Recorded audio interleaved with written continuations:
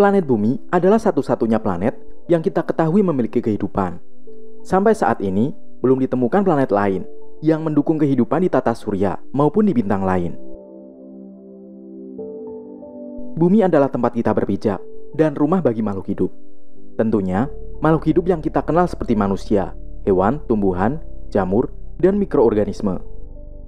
Dari bumi inilah, manusia mencoba mempelajari benda-benda langit yang dilihatnya. Sehingga akhirnya kita pun mengetahui bahwa bumi adalah salah satu planet yang mengelilingi tata surya. Kehidupan di bumi bisa terbentuk dan bertahan karena bumi punya air dalam wujud cair. Diperkirakan 71% permukaan bumi adalah lautan, sedangkan daratan hanya 29%. Dari seluruh air yang ada di bumi, 97% adalah air asin, dan hanya ada 3% air tawar. Bumi bisa punya lautan, karena planet yang juga rumah kita ini berada pada jarak yang ideal dari matahari. Bumi berada pada jarak 150 juta kilometer dari matahari. Pada jarak tersebut, temperatur permukaannya cukup hangat, yaitu 14 derajat Celcius, sehingga air di permukaan bumi bisa tetap cair. Seandainya bumi terlalu dekat dengan matahari, maka air bisa menguap. Sedangkan kalau terlalu jauh, air justru membeku jadi es. Kehidupan di bumi saat ini memang terlihat cukup baik-baik saja. Namun, tarik napas dalam-dalam. 1 miliar tahun dari sekarang, saat matahari berevolusi dan memanas, atmosfer bumi yang menjadi lebih hangat akan membuat tumbuhan mati, yang pada gilirannya akan membuat sumber oksigen di bumi hilang. Selama ini, oksigen yang ada di atmosfer planet kita bisa eksis berkat tumbuhan melalui proses fotosintesis yang mengubah karbon dioksida menjadi oksigen. Tanpa adanya tumbuhan, bumi tidak ramah lagi bagi kehidupan manusia, yang notabene membutuhkan oksigen untuk bernapas.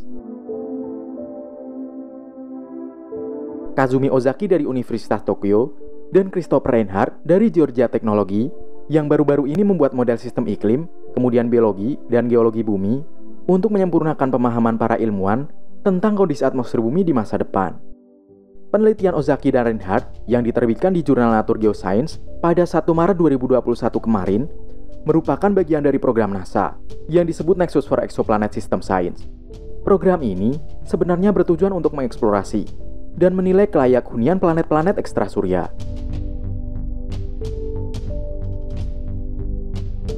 Nah, atmosfer bumi sendiri saat ini terdiri dari 78% nitrogen, kemudian 21% oksigen, kemudian 0,9% argon, dan 0,1% gas lainnya, seperti karbon dioksida, metana, kemudian uap air, dan neon. Bumi tidak pernah memiliki presentase oksigen yang tinggi di atmosfernya. Selama 2 miliar tahun pertama bumi, tidak ada oksigen di atmosfer. Kadar oksigen dalam jumlah yang rendah pertama kali muncul ketika cyanobacteria, yang juga disebut alga biru hijau, mulai melepaskan oksigen sebagai hasil sampingan dari fotosintesis. Kemudian, sekitar 2,4 miliar tahun yang lalu, bumi mengalami peristiwa oksidasi besar. Nah, pada titik ini, baik melalui pelepasan gas gunung berapi atau inovasi evolusioner yang membuat cyanobacteria lebih berkembang, oksigen mulai terakumulasi dalam jumlah yang lebih besar di atmosfer, membunuh beberapa bakteri, sekaligus memungkinkan kehidupan yang lebih kompleks, seperti manusia, untuk berkembang. Akhirnya, kondisi bumi bisa seperti hari ini, di mana tumbuhan menghasilkan oksigen, yang cukup bagi manusia dan hewan untuk bernapas. Walaupun begitu, menurut hasil penelitian Ozaki dan Reinhardt, kondisi ini hanyalah sementara di bumi. Ditemukan bahwa atmosfer beroksigen di bumi tidak akan menjadi hal yang permanen. Dalam 1 miliar tahun ke depan, matahari kita tidak akan sama lagi seperti matahari hari ini. Sebagai bintang, dia akan berevolusi. Seiring dengan evolusinya itu, keluaran energi dari matahari akan ikut meningkat dan akan semakin menghangatkan atmosfer.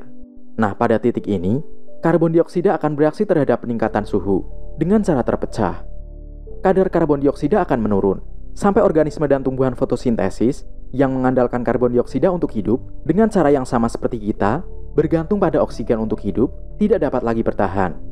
Hal ini akan berdampak sangat fatal. Sumber oksigen bumi akan hilang. Dengan kata lain, ketika organisme dan tumbuhan mati karena kekurangan karbon dioksida, hal itu tidak hanya akan mengacaukan rantai makanan. Akan tetapi, juga akan menghilangkan udara yang bisa kita hirup sehari-hari.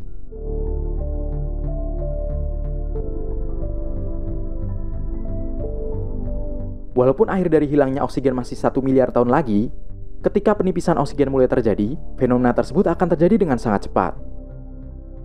Dalam waktu sekitar 10.000 tahun, penurunan oksigen nantinya akan sangat-sangat ekstrim. Dalam rentang 10.000 tahun saat penipisan terjadi, jumlah oksigen di atmosfer jutaan kali lebih sedikit daripada yang ada saat ini.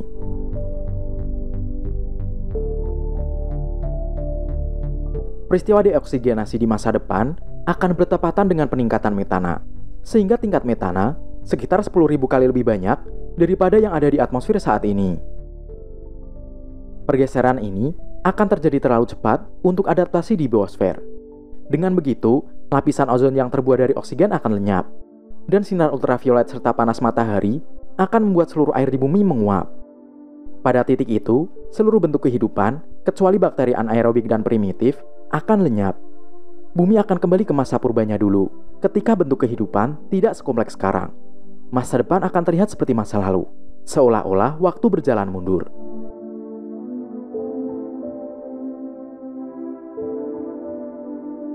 Mempelajari masa lalu dan masa depan bumi seperti ini adalah pintu gerbang untuk memahami kondisi yang mendukung kehidupan di planet lain.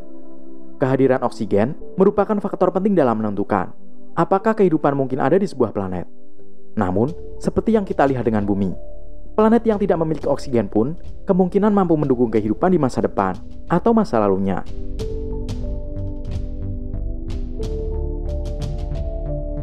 Jadi, meskipun misalnya kita berhasil menemukan planet asing yang tanpa adanya oksigen di atmosfernya, hal itu tidak serta-merta menutup kemungkinan bahwa planet tersebut punya atau pernah memiliki kehidupan.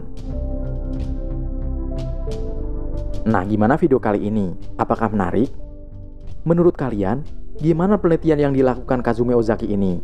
Bahwa kehidupan di bumi tidak selamanya ada dan suatu saat akan musnah karena mengembangnya matahari menjadi raksasa merah. Kalau menurut Mimin, penelitian ini cukup masuk akal. Namun, terkecuali kiamat sudah terjadi, maka kejadian seperti yang dikatakan oleh Ozaki tidak akan terjadi. Oke, sekian video kali ini.